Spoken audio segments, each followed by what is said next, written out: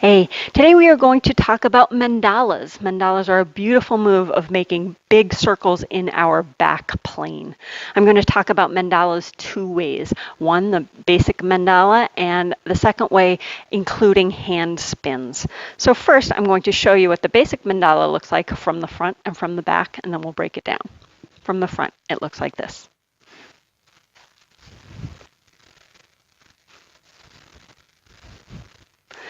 And from the back, it looks like this.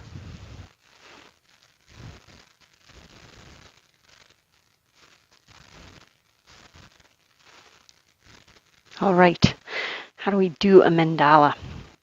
Well, as I said, this move happens in our back plane. So the hoop is always going to be behind us like this, parallel to our bodies.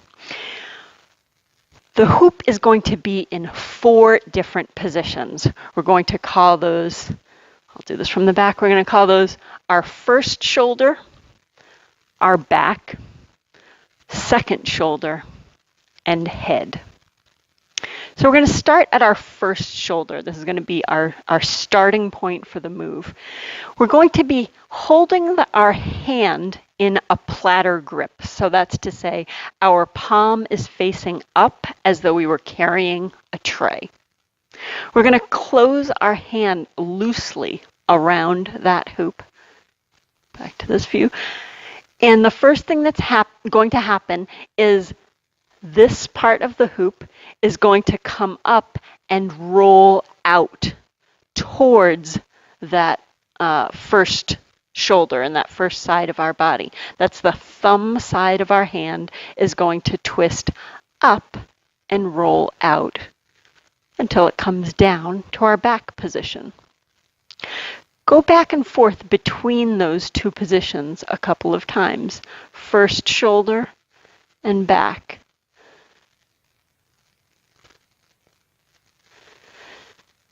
This is a pretty big twist of the wrist and bend of the elbow, and getting used to what that feels like in both directions will be helpful. Notice that when you're in your first shoulder position, your knuckles are facing backwards and the inner part of your wrist is facing forwards. When you go down to your back position, it's the opposite. Your knuckles are now facing forwards and that inner part of your wrist is facing backwards. At this point, this back point, we're going to do a handoff to our second hand. That second hand is going to come in matching that first hand. So our knuckles are facing forward or facing our body, and the inner part of our wrist is facing backwards. From that back position with the second hand, we're now going to do that wrist twist and elbow bend that's going to send the hoop out and up to this position at our second shoulder. Practice the back and forth between those a couple of times. Different hand is going to feel different how that movement works, so get comfortable with that before you commit to your full mandala. Doing that twist between the back and the second shoulder position. Again, noticing that at your back position, your wrist is facing backwards. At the second shoulder position, your wrist is facing forwards. All right, final position is the head position. To get to the head position, now the outer part of the hoop, the pinky side of our hand, is going to twist up to the head position. Go between those a couple of times. That's just really a big twist of the wrist. Notice that at your head position, just like at the back position, the wrists are facing backwards. At our two shoulder positions, they're facing forward. And at our head and back positions, they're facing backward. All right, we're back at our head position. Final thing that happens here now is we drop away that second hand and we are going to bend our elbow and wrist to get back to our first shoulder and we've gone the complete circuit through. Let's do it a little bit faster. From our first shoulder to our back. Hand off at our back position, wrists both facing out, twist up to our second shoulder position, twist up to the head.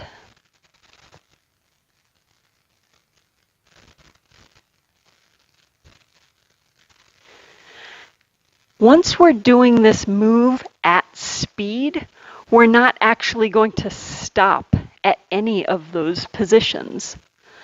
However, we want to make sure that we are moving through each one of them. In particular, that we're not skipping any of the shoulder positions. Because if I go from my head position directly to my back position, I simply drop the hoop down. My hand and my arm are not in the right place. I need to go through this position so that I have that twist of the wrist and bend of the elbow, bringing the hoop out that way to get in the proper position at my back position. Similarly here, I'm not simply raising the hoop up to my head. I need to bend my elbow, bend my wrist to move through that shoulder position to have my hands in the right place. Okay, once you get comfortable with that, then you'll want to start with your other hand and other shoulder. So that would look like this on this side. Feels just a little bit different, right, to move through it in the opposite direction.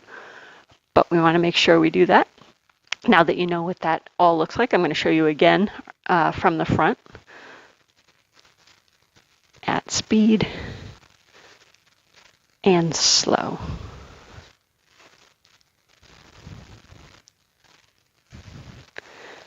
All right, so that is the basic mandala. The key things you want to pay attention to are, as I said, making sure that while you're not stopping at each of those positions, you are at least moving through them. The second thing you want to pay attention to is at the head position. So if I'm starting here, I get to the head position. What is very common, especially as folks are learning this, is they get to the head position and for whatever reason, there is an inclination to bring that hoop into our front plane.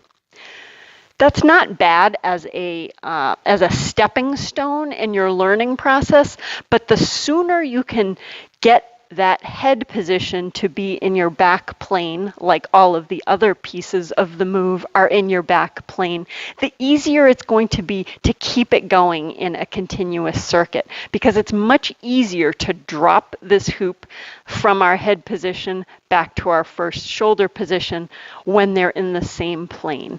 If the hoop is in our front plane, then this becomes not intuitive and kind of confusing and a little bit of a strain to go from here back to here. So, like I said, if it's just happening to you as kind of part of your learning process, and then the next step for you is to learn to keep it back here, that's fine. Just notice that that this is not really the same as this, and as soon as it's accessible to you, you want to correct to get that hoop back into your back plane. So that's the basic mandala. The only thing I want to add to this is the hand spins. Once you get comfortable with this, which is gripping the hoop through each of its positions, you might try opening up your hand and letting a hand spin happen between the handoffs. That would look like this. First I'll show you at speed, then we'll go slow.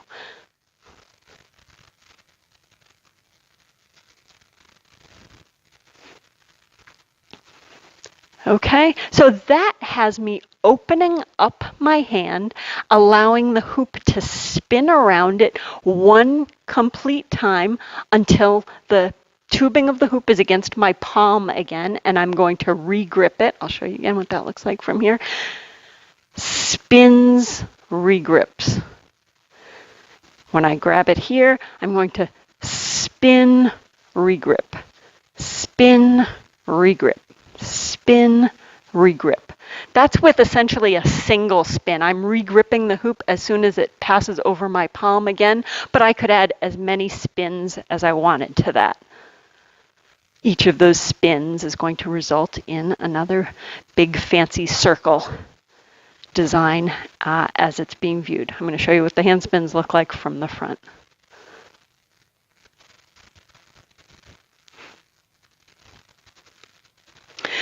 So that is your basic mandala and the mandala with hand spins. It is a terrific move. It looks great. It transitions really well to things like our side weave or our Z spins.